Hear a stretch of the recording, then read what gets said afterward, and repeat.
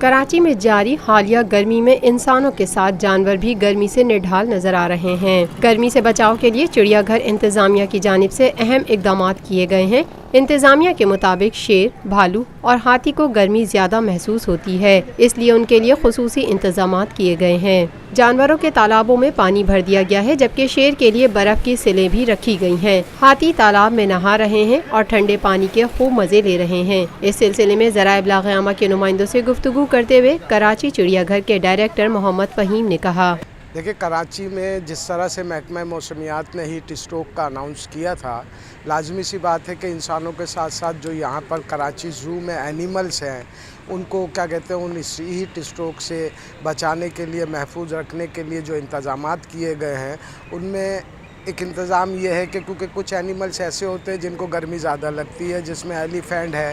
Beer ہے، تو ان کے لیے اسپیشلی ہم نے انتظام کیا ہے کہ ان کو بات کرا رہے ہیں وقتاً فوقتاً تاکہ ان کو گرمی کی شدت سے بچایا جا سکے۔ محمد فہیم کا مزید کہنا تھا،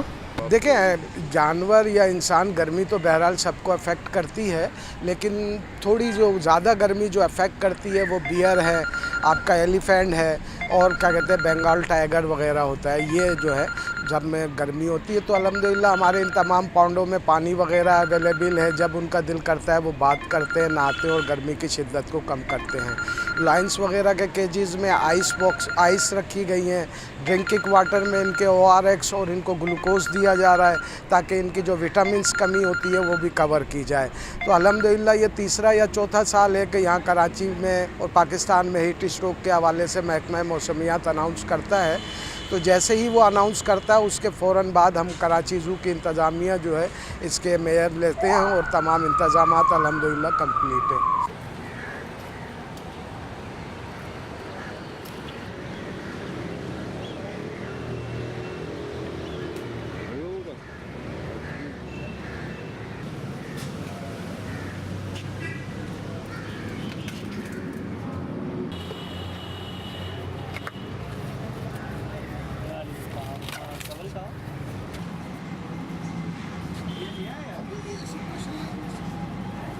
Lotus Lake Towers,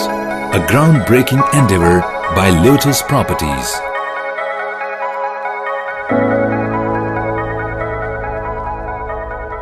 یہ ہے خبر کا جہاں اور آپ دیکھ رہے ہیں TNN TV۔